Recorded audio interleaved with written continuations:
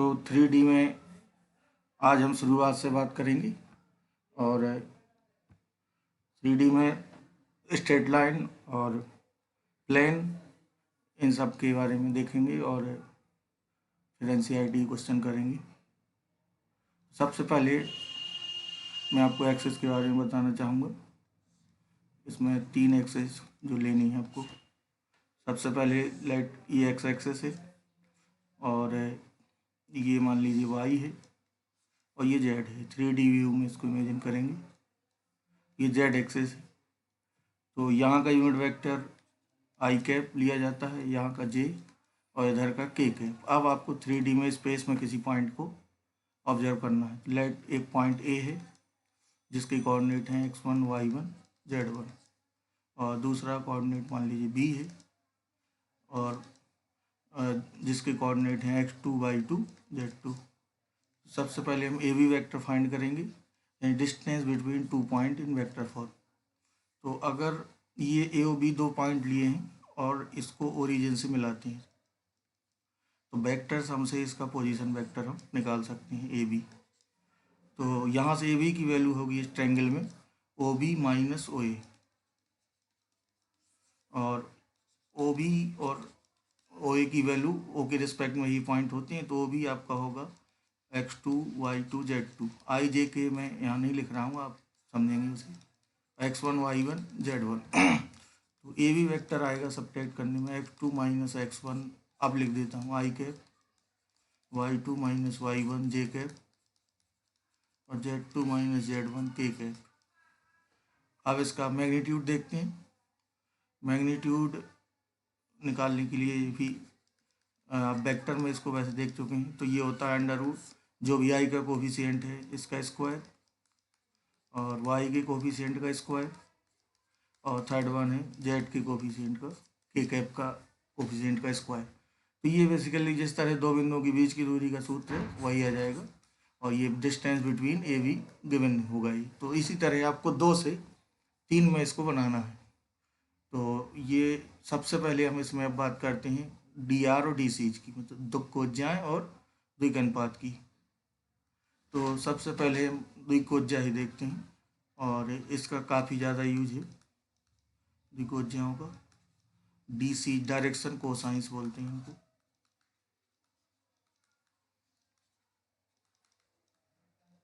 Direction cosines. तो सबसे पहले फिर हम एक्सेस को कंसीडर करते हैं, कब इसकी बात करेंगे और द्विकोज्या का क्या मतलब है। और किसी भी वेक्टर की 3 डीसीज होती हैं, 3 द्विकोज्याएं। तो इसके लिए हमें एक्सेस लेना होगा एक्स और ये हो गया आपका वाई और तीसरा जो दोनों की परपेंडिकुलर होगा लेट ये जेड है। अब हम एक पॉइंट लेते हैं 3D में जिसके कोऑर्डिनेट हैं ए बी सी, ठीक, ये ए बी सी है और ये मान लीजिए पॉइंट पी है और ये ओरिजिन ओ है। तो ओ पी वेक्टर हमें गिवन नहीं मान के चलिए, और ओ पी का एक्स एक्सिस से एंगल, कोई भी वेक्टर हो उसका तीनों एक्सिस से एंगल की बात हो रही हो या पूछा हो एंगल, तो आप इसकी बात करेंगे।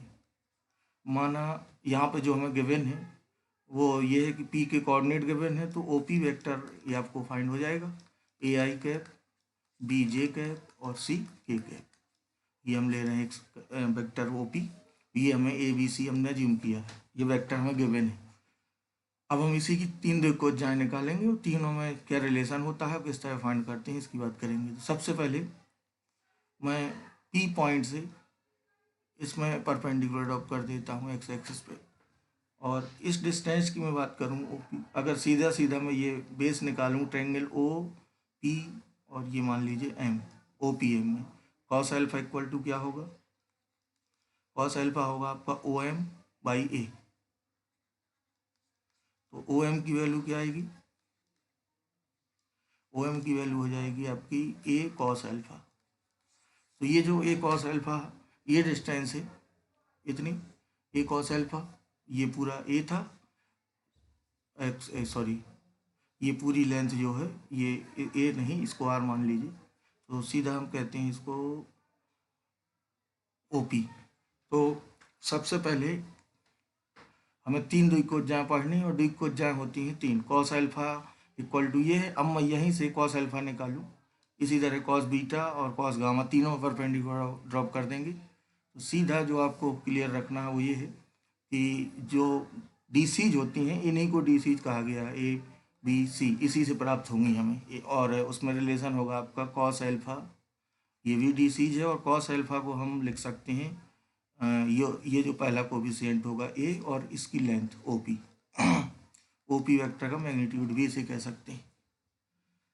इसी तरह कॉस बीटा होगा, जब हम वाई एक्सेस पर परपेंडिकुलर ड्रॉप करेंगे, वो होगा बी बटे मॉड ओ पी। और तीसरा होगा cos gamma equal to C upon mod O P. तो जो डी सीज होती हैं ये तीन होती हैं, शॉर्ट में इनको डी सीज बोल देते हैं। तो एक डी सीज होती है कॉस अल्फा, एक कॉस बीटा और एक कॉस गामा।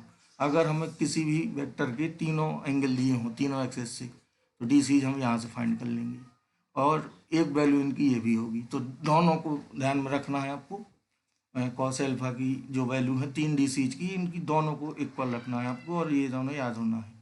तो A upon mod O P, इसी तरह कॉस बीटा बराबर B upon mod O P, और कॉस गामा बराबर C upon mod O P.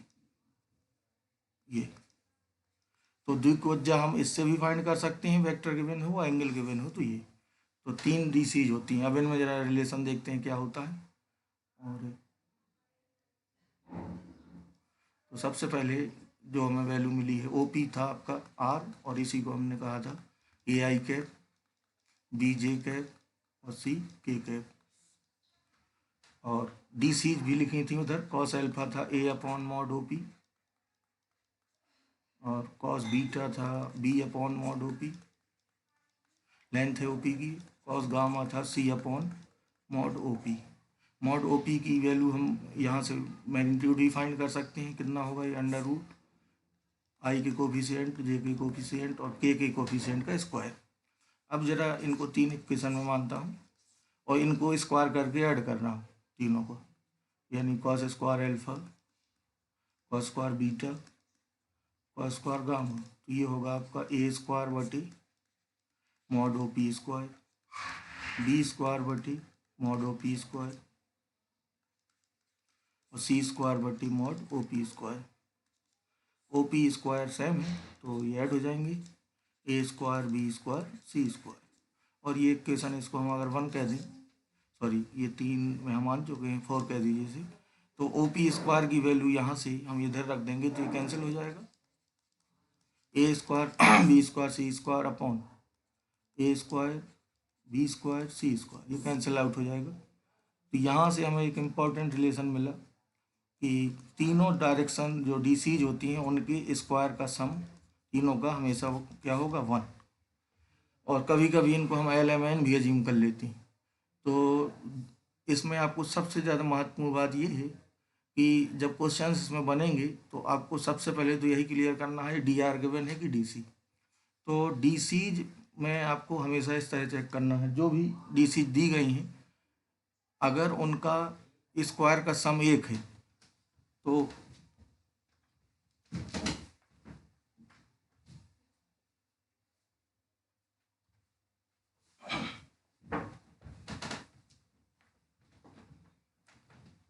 हाँ, तो तीनों के स्क्वायर का सम अगर 1 आ रहा है तो वो डी सीज होंगी, अदरवाइज डी आर होंगी। डी आर और डी सी में हम अब अंतर भी क्लियर करेंगे, यानी द्विकोज्या व द्विक अनुपात में क्या अंतर है।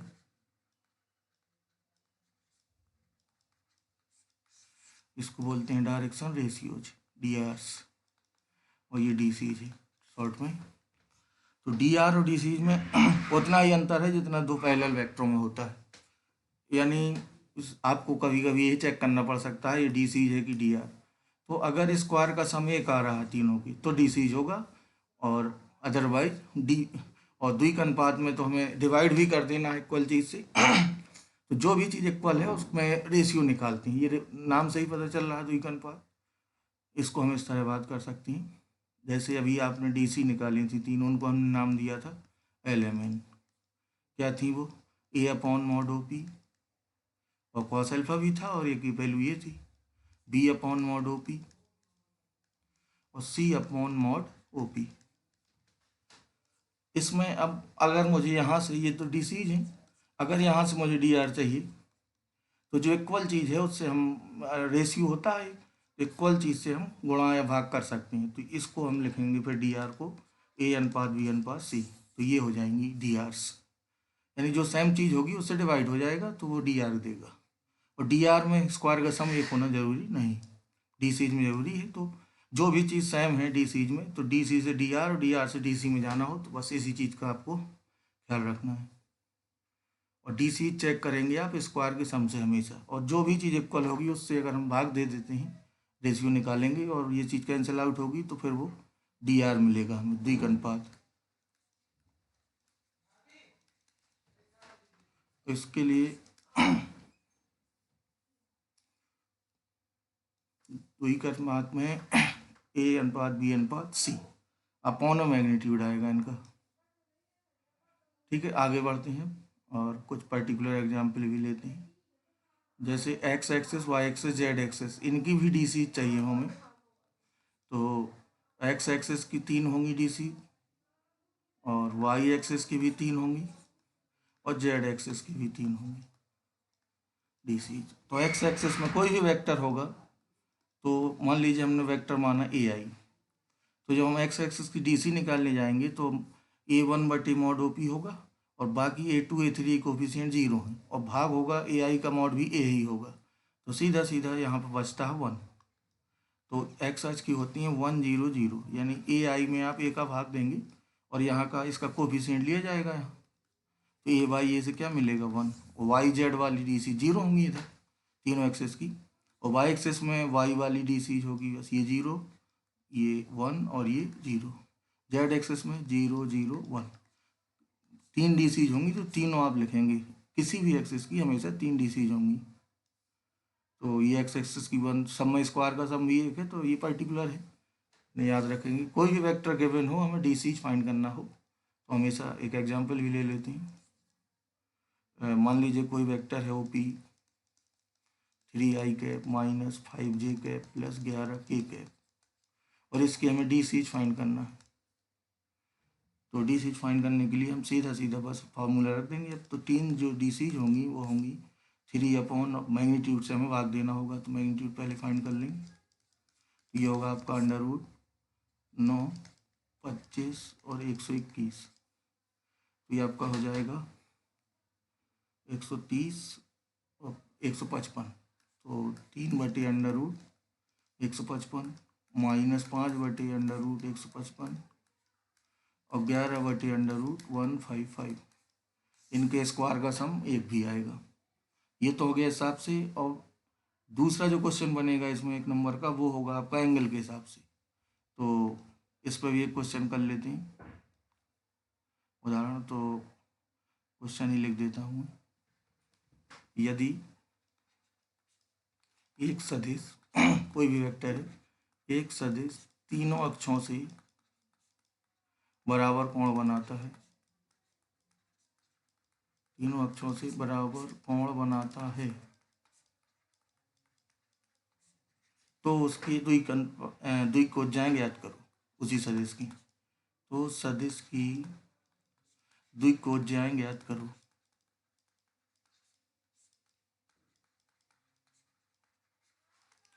तो तीनों एक्सिस से बराबर एंगल बना रहा, तो जो यहाँ पे है एंगल की बात हो रही है, तो हम एंगल के हिसाब से ही चलेंगे। तो डी सीज होती हैं कॉस एल्फा, अगर एंगल पता हो तो cos alpha cos beta cos gamma, ये डी सीज होती हैं।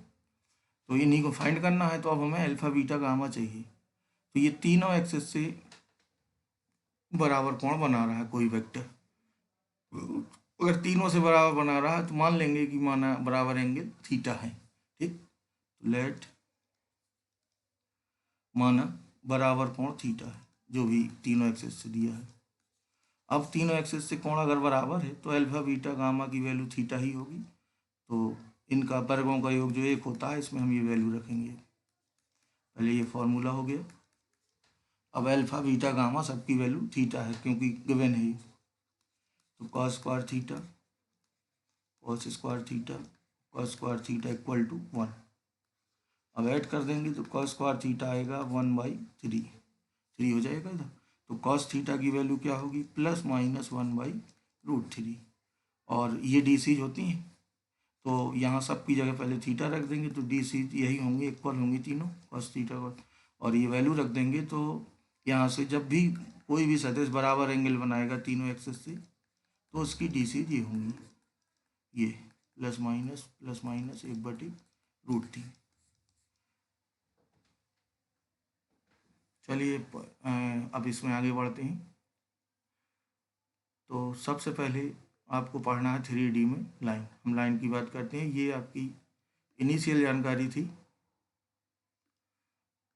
जो आपने 11th में भी देखा है। तो अब हम 3D में स्ट्रेट लाइन की बात करते हैं सबसे पहले। अब इधर से आपका जो 3D का एक्चुअल मामला है 12th वाला वो आएगा। तो 3D में आपको पढ़नी है लाइन, सरल रेखा। 2D में सरल रेखा आप पढ़ चुके हैं, y/mx+c। अब ये 3D में कोई स्पेस में कोई लाइन होगी, उसके बारे में हमें पढ़ना है। तो किस तरह डिफाइन करेंगे, उसकी वेक्टर फॉर्म क्या होगी, कार्टेशियन फॉर्म क्या होगी, इसकी बात करनी है। तो लेट ये z है, ये y है और ये x है। अब हमें कोई भी लाइन की इक्वेशन चाहिए, तो किस तरह डिफाइन करेंगे लाइन को, और इक्वेशन कैसे फाइंड करेंगे। मान लिया कि स्पेस में कोई लाइन ये है इस तरह, और जो हमें पता है कि इसकी डायरेक्शन मान लीजिए हमें गिवन है डायरेक्शन, या ये कहें कि ये एक अन्य कोई वेक्टर है जिसके ये पैरेलल है।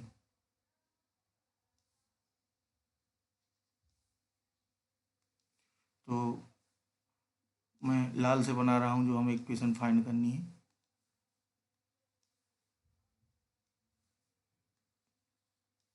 ये मान लीजिए वेक्टर है, तो जो भी इक्वेशन फाइंड करनी होगी उस पर जो आर होता है आपका मूविंग पॉइंट, जिस तरह आप 3D में 2D में आपने y/mx+c पढ़ा, वहाँ वेरिएबल x y होते थे, और इसमें ये जो दिखते थे y/mx+c जो आप पढ़ चुके हैं, इसमें y और x मूविंग पॉइंट होता था जो इस लाइन पे हमेशा लाई करता था।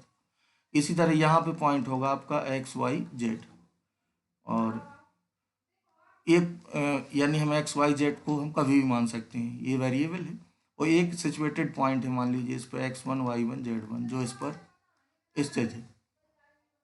अब दूसरा, हमें इसकी डायरेक्शन मान लीजिए एक वेक्टर के हिसाब से इसकी डायरेक्शन भी गिवन है, माना b की डायरेक्शन में ये लाइन है, यानी हम ये बात कर रहे हैं कि हम उस रेखा की बात कर रहे हैं जो ए बिंदु से होके जाए। ए का ये पहले वेक्टर में बात कर लूँ, वह रेखा जो ए से होकर जाए, वेक्टर ए, ये 3 बिंदु ही होंगे, ए से होकर जाए वह एक अन्य गिवन वेक्टर बी के समांतर हो।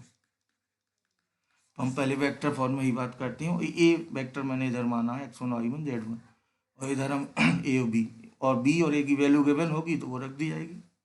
यहाँ से अब हमें इक्वेशन रिलेट करना है, तो जो आर होगा इसी में सिचुएटेड होगा, ये मान लेते हैं ए है, तो जो ए बी वैक्टर होगा ये ए बी, ये किसके पैरेलल होगा, बी के। तो हम कह सकते हैं यहाँ पे पैरेलल वेक्टर से कंडीशन निकलेगी, वेक्टर ए बी पैरेलल होगा वेक्टर बी के, और ये भी होगा आपका r-a से निकलेगा। ए बी की वैल्यू रखते हैं, कोई कांस्टेंट आएगा, यानी हम ये लिख सकते हैं lambda times B. A B होगा आपका b-a से x-x1, और ए बी वैक्टर ये इस पर सिचुएटेड है, तो यहाँ पे हम इसको पहले पोजीशन वेक्टर से लिखते हैं r-a। ये पोजीशन वेक्टर है, वेक्टर r, और इसका a माना है हमने, ए की वैल्यू यानी हमने ली है यहाँ x1 y1 z1, ये पॉइंट है। तो r-a वेक्टर पैरेलल होगा बी के, ये वेक्टर निकाल दिया इनसे घटा के। तो अब हम कह सकते हैं कि r-a इक्वल टू होगा लैम्डा बी के, तो r बराबर होगा a प्लस लैम्डा बी। तो ये इक्वेशन यहाँ से डिफाइन हो जाती है। यानी मुख्य रूप से हमें, और हम आगे इसमें बात करना चाहेंगे, मुख्य रूप से हमें इसमें कोई भी लाइन अगर वेक्टर फॉर्म में डिफाइन करनी है, तो उस पर सिचुएटेड एक पॉइंट हमें पता हो ए, या तो वेक्टर गिवन हो आई जे के, या उस तरह कोऑर्डिनेट में भी कार्टेशियन में दिया जा सकता है। आर तो हमेशा इसी लाइन पे ही होगा, और उसकी डायरेक्शन पता हो कि किस डायरेक्शन में लाइन है, तो हम हमेशा लाइन को डिफाइन कर लेंगे आर बराबर ए प्लस लैम्डा बी से। इसको आपको याद करना है। और यहीं से ये वेक्टर फॉर्म होगी इसकी, ये वेक्टर फॉर्म है। और इसी वेक्टर फॉर्म से जो कार्टेशियन फॉर्म आएगी उसके बारे में पढ़ना है। वेक्टर फॉर्म भी आपको क्लियर रखना है, दोनों को चेंज करना भी आना चाहिए। तो अब हम यहाँ पे पॉइंट ले लेते हैं। माना ए पॉइंट है आपका x1 y1 z1, आई जे के हुई होंगे यहाँ, और बी है एल एम एन, ये भी वेक्टर, ये गिवन है, ये भी गिवन है और ये भी गिवन है। तो अब मैं यहाँ पे इसको कार्टेशियन फॉर्म में लिखना चाह रहा हूँ। वेक्टर फॉर्म तो ये होगा, ये आपकी, ये सिचुएटेड पॉइंट है और ये पैरेलल वाला पॉइंट है, और ये आर वेक्टर है जिसका हम लोकस फाइंड कर रहे हैं इधर। और आर को भी कभी तोड़ना होगा आपको, तो आर हमेशा यहाँ पे जब भी आर से हमें वेक्टर आर से कार्टेशियन में जाना होगा तो हमेशा आर की वैल्यू हम X comma Y comma Z लेंगे, क्योंकि इसी के लोकस की आप बात कर रहे हैं, बिंदुपथ की। तो कार्टेशियन में जाना होगा तो आर को हम ये लिखेंगे और उसके बाद जो भी चीज़ें दी गई होंगी उनको लिख के कोफिशिएंट इक्वेट करा देंगे। तो चलिए इधर करके देखते हैं। तो आर की वैल्यू हम रखेंगे यहाँ पे x1 आई के, सॉरी एक्स आई के,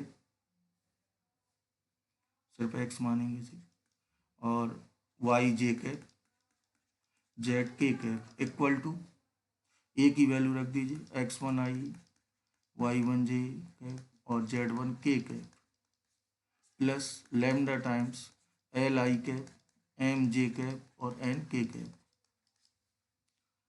अब आई और जे के और के कोफिशिएंट इक्वेट करा देंगे बोथ साइड। तो इधर आई का कोफिशिएंट कितना है लेफ्ट हैंड में x, इधर आई का कोफिशिएंट दो जगह मिलेगा x1 प्लस लैम्डा एल। इसी तरह जे का y equal to y1 plus lambda M, और तीसरा होगा z equal to z1 plus lambda N. अब मैं यहाँ से लैम्डा को निकाल के इक्वेट कराऊंगा, तीनों से लैम्डा फाइंड करेंगे। पहले से लैम्डा कितना आएगा x minus x1 upon L, और दूसरे से आएगा lambda y minus y1 upon M, और तीसरी वाली से लैम्डा मिलेगा z minus z1 upon N. और तीनों लैम्डा को हम इक्वेट करा देंगे। जब तीनों को इक्वेट करा देंगे तो इक्वेशन क्या मिलेगी, x minus x1 upon L, y minus y1 बटी एन और z माइनस z1 बटी एन। ये आपकी हो गई कार्टेशियन फॉर्म। ये और इसको थोड़ा सा देखते हैं। x minus x1 upon L, y minus y1 upon M और z minus z1 upon N. तो ये आपकी कार्टेशियन फॉर्म है, ये वह लाइन है। अगर इस तरह गिवन है तो हम बिल्कुल कंफर्म रूप से हमें क्या क्या पता रहेगा कि जो पॉइंट x1 y1 z1 है वो लाइन पे सिचुएटेड है, और उसकी डीसीज हैं जो डायरेक्शन रेशियो हैं वो हैं एल एम एन। यहाँ से डायरेक्शन गवर्न होगी और ये पॉइंट सिचुएटेड होगा हमेशा। तो हमें बस ये ध्यान रखना है कि क्वेश्चंस में हमें जिस फॉर्म में जो भी दिया उसी फॉर्म से कंपेयर कराएंगे। यहाँ माइनस है तो माइनस ही होना चाहिए हमेशा। यहाँ जो चीज़ें लिखी हैं जो लाल से मैंने टिक किया है ये आपकी हमेशा डायरेक्शन को गवर्न करेंगी, और x1 y1 z1 उस पर सिचुएटेड पॉइंट होगा। कुछ एग्जाम्पल ले लेते हैं, जैसे x प्लस 3 अपॉन 4 और y प्लस 1 अपॉन माइनस 3, और ये है मान लीजिए 3z प्लस 11 बटी 7, ये है। अब हमें इसमें ये पूछा जाए कि ये किस, इसमें सिचुएटेड पॉइंट क्या है और इसकी डायरेक्शन क्या है। तो यहाँ से आपको इसको इस फॉर्म में अब लिखना होगा। जैसे ये क्वेश्चन आता है तो आप x माइनस इसको इस तरह लिखेंगे, ये तो ठीक है, और इधर भी इस तरह लिखेंगे, हमें उसी से कंपेयर कराना होगा। इधर और ध्यान देना है आपको, पहले 3 कॉमन लेना होगा। 3 कॉमन लेंगे तो z प्लस 11 बटे 3, और 3 को फिर हमें इधर लाना होगा इसके साथ, ये इधर आपका 1 होना चाहिए। तो इस पे डायरेक्शन वाला वेक्टर होगा 4 माइनस 3 और 7/3 ये, और पॉइंट जो सिचुएटेड होगा इस पर जो बिंदु स्थित होगा वो होगा -3 -1 और -11/3। इसको भी उसी तरह लिखेंगे। तो आपको दोनों फॉर्म को बदलना भी आना चाहिए, कार्टेशियन से वेक्टर, वेक्टर से कार्टेशियन, ये आपको एकदम क्लियर रखना होगा। चलिए आगे बढ़ते हैं। तो सबसे पहले हम तलों के बारे में भी थोड़ा सा बात कर लें। जैसे ये एक्स वाई ये जेड होता है, तो एक्स वाई तल ये कहलाता है। यानी एक्स वाई तल में कोई पॉइंट सिचुएटेड है तो उसका जेड कोफिशिएंट 0 होगा। एक्स वाई तल में कोई भी पॉइंट अगर है तो उसका जेड का जो गुणांक है वो 0 होगा। एक्स वाई की वैल्यू ही उसमें गिवन होगी। और इसी तरह बाकी सबका निकाल सकते हैं, पॉइंट भी निकाल सकते हैं बीच में। तो अब हम इसमें आगे बढ़ते हैं। तो सबसे पहले आपको दो लाइन है, उनके बीच का एंगल क्या होगा और उनके प्रच्छेद बिंदु कैसे निकाला जाएगा, इस पर बात करेंगे। इसके लिए कुछ उदाहरण ले लेते हैं।